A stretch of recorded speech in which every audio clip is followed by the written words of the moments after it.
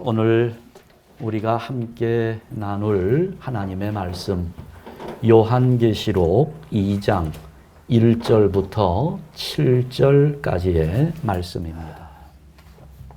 여러분 어떠신지 잘 모르겠는데 어떻습니까? 여러분들은 기도하면서 뭔가 마음속에 새롭게 결단을 다질 때가 다 있으실 텐데 여러분 그렇게 결심한 것들 얼마나 오래 갑니까?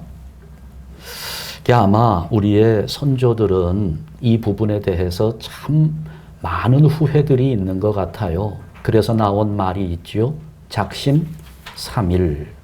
3일 지나면 처음에 가졌던 그 결단의 마음, 결심했던 것들이 이게 다 흐지부지 되어버리고 우리도 해마다 경험하잖아요. 새해가 될 때 결심했는데 그 결심이 무너졌는지도 모른 채 지내다가 한 9월, 10월 이때쯤 되면 내가 지난번 새해 때 이렇게 하려고 했는데 이 생각이 나지 않습니까?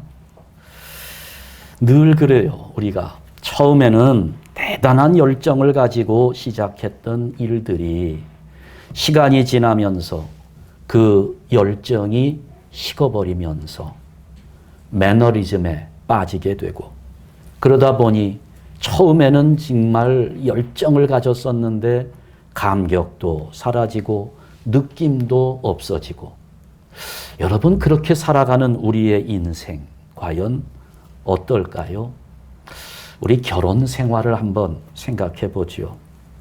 여러분 처음 결혼할 때 어땠습니까? 그야말로 당신 없는 세상, 안고 없는 찐빵이요. 이러면서 당신 없인 못 살아 하며 그 뜨거운 사랑의 열정을 가지고 결혼 생활을 시작했는데 그 마음이 1년, 2년 지나가면서 그 처음 사랑의 열정과 신선함은 다 사라져버리고 그냥 의무적으로 마지 못해서 그렇게 가정을 꾸려간다면 그런 가정의 모습이 과연 어떤 모습일까요? 현대 가정들이 그런 가정이 참 많아서 참 심각한 문제입니다. 그러니까 우리 인생에서 정말 중요한 부분이 여기에 있다고 봐요. 살면서 감격이 없어지는 겁니다. 살면서 사랑의 마음이 식어버리는 거예요. 오늘 본문 4절, 5절 말씀을 한번 다시 볼 텐데요. 그러나 너를 책망할 것이 있나니 너의 처음 사랑을 버렸느니라. 그러므로 어디서 떨어졌는지를 생각하고 회개하여 처음 행위를 가지라. 만일 그리하지 아니하고 회개하지 아니하면 내가 네게 가서 내 촛대를 그 자리에서 옮기리라. 우리 주님께서 이런 말씀을 하셨어요. 여러분 이 말씀의 의미 잘 생각해 보면 내 촛대를 그 자리에서 옮기리라. 얼마 전에 우리 캘리포니아의 주지사를 바꾸겠다고 리콜을 하는 선거를 했어요. 바꾸고 싶다는 사람이 여러 명 있었기 때문에 선거를 했는데 결국 바꾸지는 않았습니다. 여러분 지금 이 말씀의 의미는 무슨 주지사 한 명 바꾸겠다는 정도의 말씀이 아닙니다. 촛대를 옮긴다는 말씀을 하고 있어요. 단도직입적으로 이야기하면 교회의 문을 닫아버리겠다는 겁니다. 교회를 폐쇄하겠다는 아주 무서운 말씀이에요. 여러분 교회를 누가 폐쇄할까요? 교회의 문을 누가 닫을 수 있겠습니까? 하나님의 교회를 과연 누가 닫을 수 있겠어요? 주님이 닫으시겠다는 겁니다. 주님이 핏값으로 세운 이 교회의 문을 주님께서 스스로 닫으시겠다는 거예요.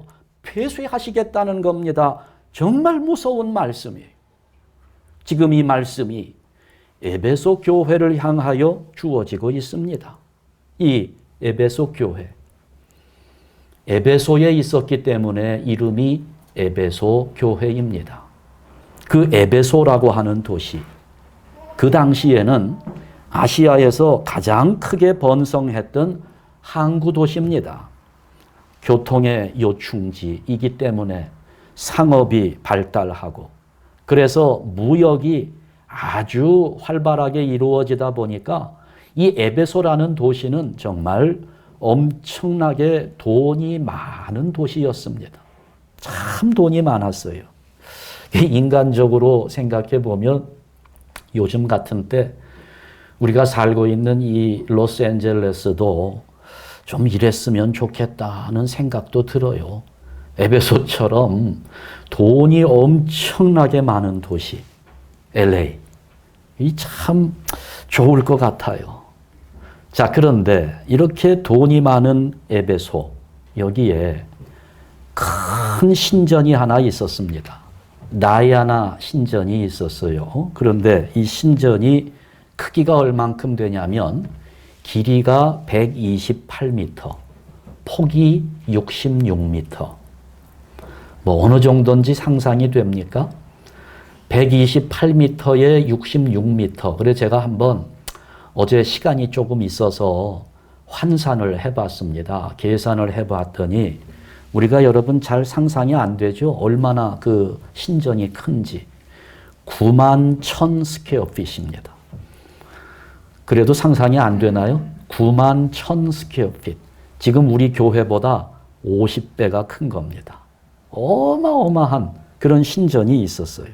그만큼 이 에베소에 살고 있는 사람들은 우상을 많이 숭배했다는 이야기입니다. 자, 그런데 이런 도시, 이런 다이아나 신전을 중심으로 해서 많은 음란한 일들이 일어나고 각종 죄악들이 난무했던 이 도시에 바울이 처음 방문한 것이 AD 53년쯤 제2차 전도 여행을 할 때에 처음으로 방문합니다. 고린도에 갔다가 예루살렘으로 돌아오는 길에 에베소를 방문하는데, 거기에 에베소를 방문하면서 여러분이 잘 알고 있는 브리스길라와 아굴라를 에베소에 남겨놓고 자신은 이제 예루살렘으로 돌아왔다가 제3차 전도 여행을 하면서 다시 에베소에 들러서 3년 동안 복음을 전하게 됩니다. 이제 바로 그때 에베소 교회가 세워졌습니다. 그러니까 이 에베소 교회의 역사를 보면 그래요. 에베소 교회. 처음 그 에베소 교회를 개척해서 목회했던 분이 사도 바울입니다.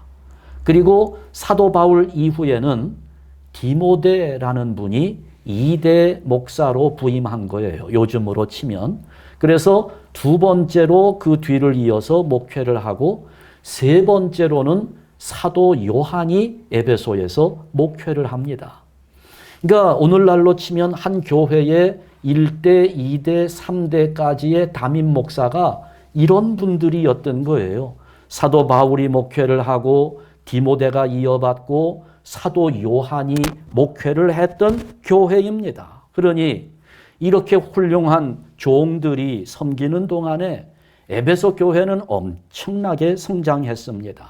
그래 이 소아시아 지역에 있는 교회들 가운데 가장 모범적인 교회가 되었고 가장 영향력 있는 교회가 되었습니다. 참 우리 교회도 지금은 연약한 모습 속에 있지만 이런 에베소 교회처럼 좋은 목회자들이 계속 이어나가며 목회를 하는 가운데 정말 이 지역에서 이 LA 우리가 살고 있는 캘리포니아 이 지역에서 가장 모범적이고 가장 영향력 있는 교회로 성장할 수 있기를 간절히 바라는 마음입니다. 이 에베소 교회가 그런 교회였습니다. 자, 그런데 지금 요한계시록 2장 3장 말씀을 읽어보니까 그 당시에 그 소아시아 지역에 있었던 7 교회에게 주시는 예수님의 메시지가 담겨 있어요. 그 소아시아 지역이라고 하면 지금의 터키 지역을 의미합니다. 지금도 그쪽 터키에 성지순례 하시는 분들이 참 많아요. 저도 한번 꼭 가보고 싶습니다. 다녀오신 분들의 이야기를 들어보면 그 일정 중에 여기 요한계시록에 나오는 소아시아 터키 지역의 7교회를 하나씩 차례대로 방문하게 된다는 겁니다. 그 7교회, 에베소 교회, 서머나 교회, 버가모 교회, 두아디라 교회, 사대 교회, 빌라델비아 교회, 라오디게아 교회, 뭐 한샘 교회는 물론 없죠. 예.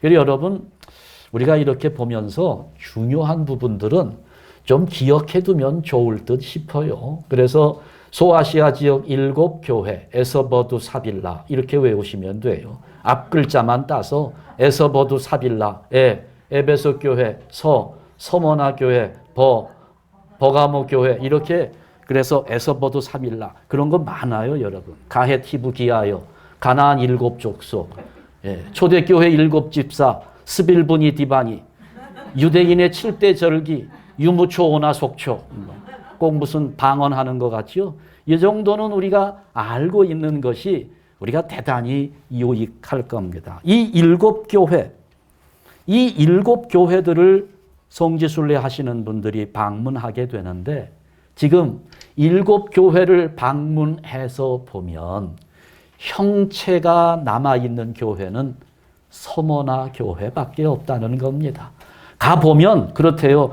여기가 에베소 교회가 있던 자리입니다. 그러면 가서 그냥 광야에 맨 땅만 보고 와서 에베소 교회 봤다는 거예요. 다 사라진 겁니다. 형체도 남아있지 않은 교회들이 있어요. 다시 말하면 무슨 말입니까? 에베소 교회가 그 당시에 어떤 교회였다고요? 그 일대에서 가장 모범적이고 가장 영향력이 있는 훌륭한 교회, 바울이 1대 목사로 목회를 하고 디모데가 2대 목회자가 되었고 사도 요한이 예수님이 가장 사랑했던 제자잖아요. 세 번째로 목회를 하면서까지 엄청나게 부흥을 했던 에베소 교회가 지금은 가보면 형체도 없어졌다는 겁니다. 굉장했던 교회들이 주님의 명령을 순종하지 않았을 때 주님 말씀하신 그대로 뭐라고 말씀하셨어요? 촛대를 그 자리에서 옮기리라고 말씀하신 것대로 교회를 폐쇄했다는 이야기입니다. 교회가 무너져 버렸어요. 여러분, 아주 중요한 말씀입니다. 우리 교회도 주님의 말씀에 순종하지 않는다면 주님께서 지금 하시는 말씀대로 문을 닫게 되는 경우도 생길 수 있다는 사실을 잊지 말아야 하는 겁니다. 어떻게 이런 일들이 일어날 수 있을까? 어떻게 하나님의 교회가 문을 닫을 수 있나? 자, 1절 말씀을 한번 다시 보겠습니다. 1절, 에베소 교회의 사자에게 편지하라. 오른손에 있는 7별을 붙잡고 7 금촛대 사이에 거니시는 이가 이르시되. 지금 예수님의 모습입니다. 자, 예수님의 모습을 보니까 어때요? 오른손에 뭐가 있어요? 7별이 있습니다. 그 7별을 붙잡고 계십니다. 여기서 7별은 주의 종들을 가리키는 말입니다. 하나님의 일꾼들입니다. 그러니까 교회를 섬기는 주의 종들이 주님의 오른손에 붙잡혀 있는 겁니다. 그러면서 주님은 지금 7 금촛대 사이를 다니시고 있다는 거예요. 7 금촛대, 교회를 의미합니다. 7교회를 말하는 겁니다. 그러니까 우리 주님께서 자신의 핏값으로 세워진 교회에 얼마나 큰 관심을 갖고 계시는지 주의 종들을 오른손으로 붙잡고 계신다는 거예요.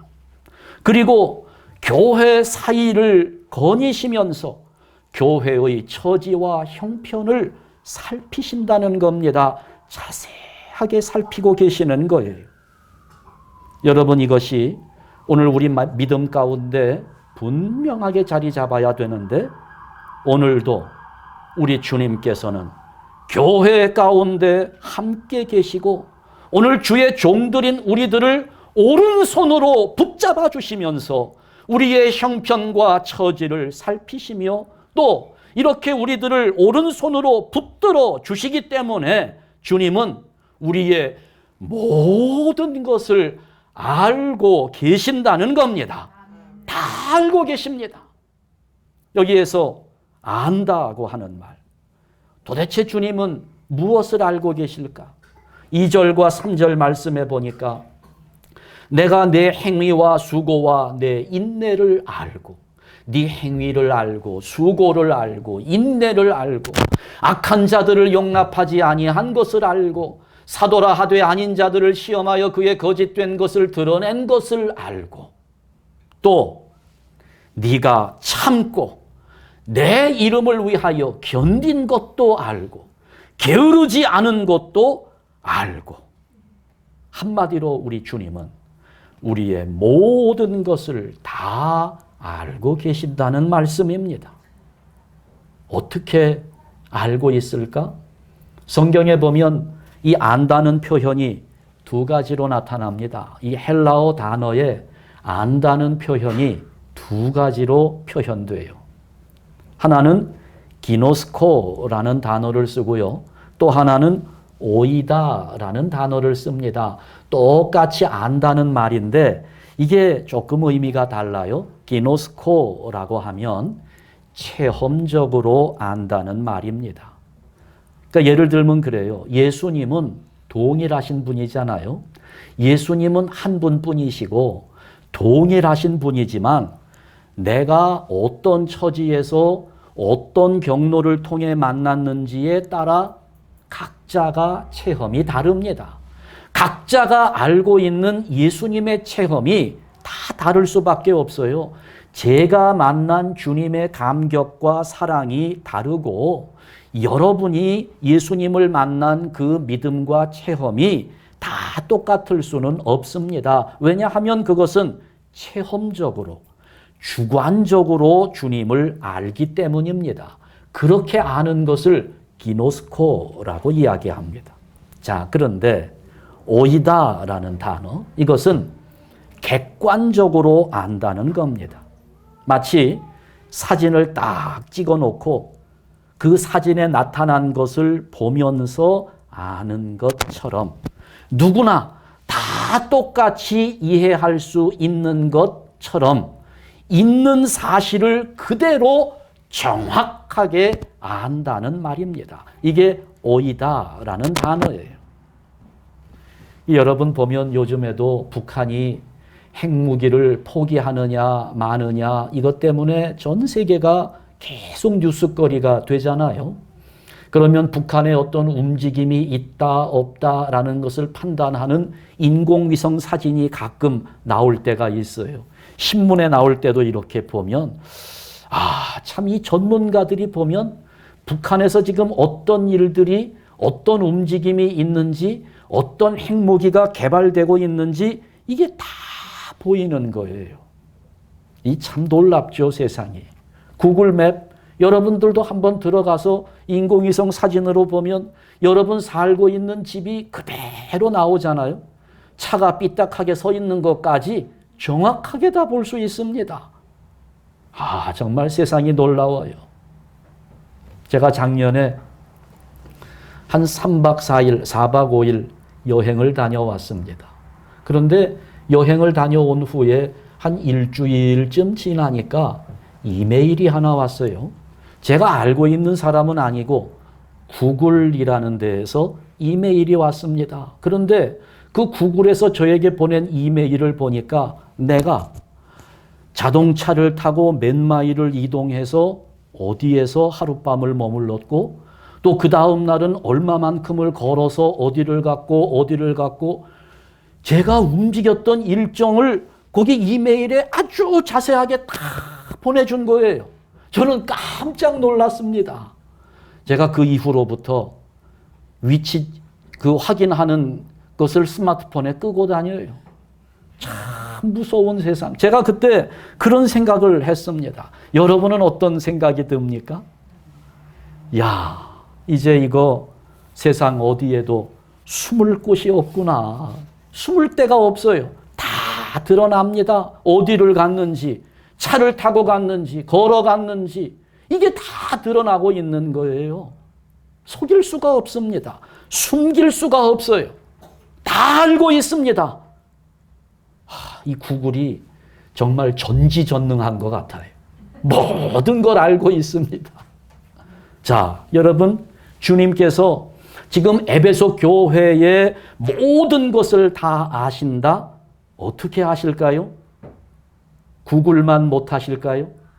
구글이 알고 있는 것 훨씬 이상으로 하나님께서는 이 교회 사이를 다니시면서 주의 종들을 오른손으로 붙잡고 그들의 생각과 사역을 지켜주고 계시기 때문에 다 알고 계시는데 정확하게 알고 계신다는 겁니다. 하나도 빠짐없이 나의 형편과 처지를 그대로 알고 계신다는 거예요. 우리 한샘교회의 형편을 아십니다. 이 나라의 모든 여건을 하나님은 다 아십니다. 우리는 간혹 그래요. 내가 지금 이 자리에서 이런 짓 하는 것을 우리 주님은 모르시겠지. 저 위에 텐트가 쳐져 있으니까, 여기는 큰 건물 뒤에 뒷골목이니까, 여기는 내가 무슨 일을 하고 있는지 하나님이 못 보고 계시겠지. 그러면서 우리가 뒷골목에서 텐트 밑에서 하지 말아야 될 일들을 하는 경우가 종종 있어요. 그러면서 하나님은 모르실 거야. 여러분, 착각입니다. 우리 하나님은 다 알고 계시는데 정확하게 알고 계신다는 거예요. 창세기 39장에 보면 보디발의 아내가 요셉을 유혹하면서 함께 동침하자고 말합니다. 지금 이 집에는 아무도 없다는 거예요. 내 남편은 출장을 갔고 다른 종들은 일하러 다 밖으로 나갔고 지금 이 집 안에는 당신과 나 두 사람밖에 없으니 아무도 모른다는 겁니다. 누구도 보는 사람이 없다는 거예요. 그러나 여러분, 과연 그럴까요? 그때 요셉이 대답합니다. 창세기 39장 9절 말씀을 보면 내가 어찌 이 큰 악을 행하여 누구에게? 하나님께 죄를 지으리까? 무슨 말이에요? 아무도 없다고요? 당신과 나 말고는 보는 사람이 없다고요? 아니요. 하나님이 보고 계신다는 거예요. 나는 지금 하나님 앞에 서 있다는 겁니다. 아무도 나를 보는 자가 없는 것처럼 보여도 하나님이 지금 나를 보고 계시기 때문에 사람들은 속일 수 있을지 몰라도, 사람들의 눈은 가릴 수 있을지 몰라도 하나님은 속일 수 없다는 요셉의 고백입니다. 여러분, 이 믿음이 우리 안에 확실하게 자리 잡을 수 있기를 바랍니다. 주님은 우리의 죄를 다 알고 있습니다. 우리의 중심을 아시고, 우리의 연약함도 아시고, 우리의 기도도 아시고, 우리의 헌신을 아시고, 봉사를 아시고, 우리의 모든 것을 다 알고 계신다는 사실 믿으시기 바랍니다. 그래서 지금 예수님 에베소 교회의 행위를 알고, 수고를 알고, 인내를 알고, 또 악한 자들을 용납하지 않고 교회의 정통성을 지켜낸 것도 알고, 다 알고 있다, 오이다, 알고 있다고 말씀하는 겁니다. 뿐만 아니라 이어지는 그 말씀에서 네가 참은 것도 알고, 내 이름을 위하여 견딘 거, 게으르지 않은 거 다 안다는 거예요. 그러니까 여러분, 실망하지 마시고 섭섭해하지 마시고, 주님이 다 아시니까. 목사가 몰라준다고, 장로가 나를 외면했다고 섭섭해하지 마십시오. 주님이 아시니까. 내가 이렇게 열심히 충성했는데 내가 이렇게 헌신하는데, 아니 내가 이렇게 기도하고 있는데, 아니 왜 주님은 응답하지 않는가? 왜 나의 헌신을 외면하시는가? 여러분 걱정하지 마세요. 주님은 다 알고 계십니다. 그러니 때를 기다려야 합니다. 주님은 다 알고 기다리고 계십니다. 욥이 고난을 당할 때 멀리서 세 친구가 찾아옵니다. 엘리바스, 빌닷, 소발, 나중에 엘리후라는 사람도 참가하지만 세 친구가 먼 길을 와서 친구의 형편을 보니 욥의 형편이 얼마나 심각한지, 이건 도대체 뭐라고 위로를 해야 할지 할 말을 다 잃어버리고 일주일 동안을 친구 욥과 함께 그 옆에서 자기의 옷을 다 찢고 탄식하다가 그 친구들이 한마디씩 하기 시작합니다. 친구여, 아니 세상에 죄 짓지 않고 망하는 자가 어디 있느냐? 네가 사람들 앞에서는 의로운 척하면서 뒤에서 무슨 잘못을 저질렀기에 하나님이 이런 벌을 주시는 거 아니겠느냐? 그러니 하나님 앞에 회개하라고 꾸짖습니다. 그러나 욥은 그래요. 물론 세상에 하나님 앞에서 의인은 한 사람도 없죠. 그러나 욥은 지금 내가 당하고 있는 이 고난이 자기 죄 때문에 온 것은 아니라는 사실을 알고 있었습니다. 그래서 욥은 친구들이 너는 죄 때문에 그렇게 벌을 받는다는 이야기를 들을 때 억울했어요. 그래 하나님 앞에 기도하는데 하소연하면서 기도하는 겁니다. 하나님, 지금 나를 도와주시지 않아도 됩니다. 그런데 이 친구들이 와서 하는 이 말, 하나님 좀 들으시고 내가 죄를 지었기 때문에 이렇게 벌을 받는다고 하는 이 친구들 앞에서 제발 한 번만 나타나셔서 내가 죄 때문에 이런 고난을 당하는 것이 아니라는 사실에 대하여 한마디만 해주시고 증명해 주시면 안 되겠습니까? 하는 그런 내용으로 하나님께 간구합니다. 그런데 하나님이 침묵하세요. 대답하지 않습니다. 나타나시지 않았습니다. 욥은 정말 답답했습니다. 그럴 때 마지막 순간 욥기 38장을 보면 하나님이 나타나서 욥에게 묻습니다. 욥기 38장 4절, 내가 땅에 기초를 놓을 때에 네가 어디 있었느냐? 네가 알기는 아냐? 내가 이 세상을 창조할 때 너 어디 있었는지 너는 알고 있느냐? 네가 뭘 안다고? 그런 말씀을 하시는 것 같아요. 욥은 지금 그런 생각을 하고 있거든요. 내가 죄 때문에 이런 것은 아닌데 왜 하나님은 나타나시지 않고 나를 변호해 주시지 않고 왜 증명해 주시지 않는가? 지금까지 욥은 친구들과 논쟁을 하면서 하나님이 나를 외면하고 계신다고, 하나님은 도대체 지금 어디에 계시는 거냐고 나는 알 수 없다고 생각을 하고 있는데 하나님 말씀은 그거예요. 네가 너를 아느냐? 내가 너를 안다는 겁니다.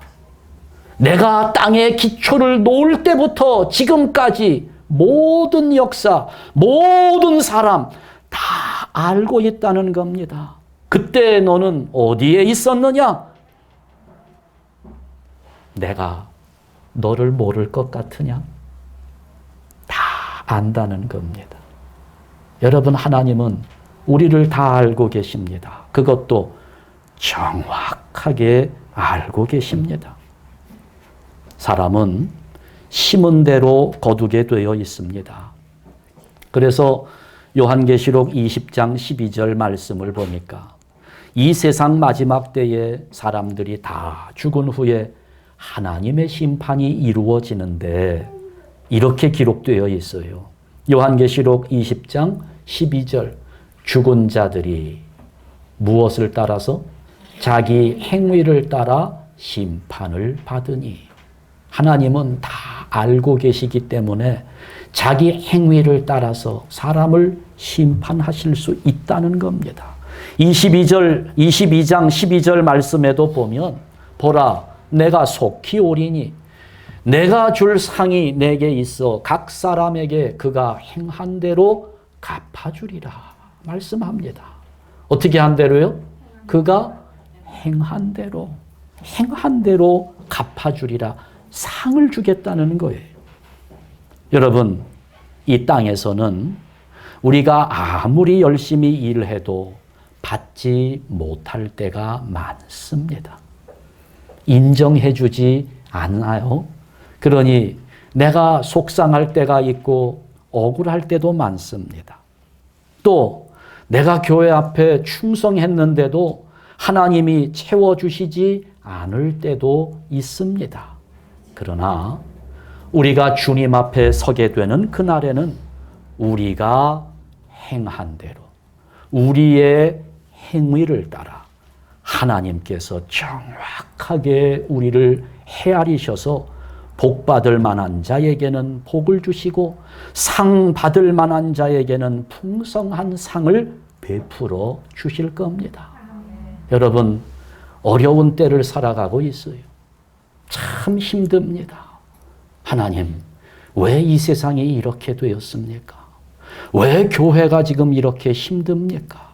믿음을 가지고 있는 우리가 왜 이렇게 한숨을 지어야 합니까? 그렇지만 원망은 하지 맙시다. 하나님이 다 아시니까. 불평하지 마세요. 하나님이 다 알고 계십니다.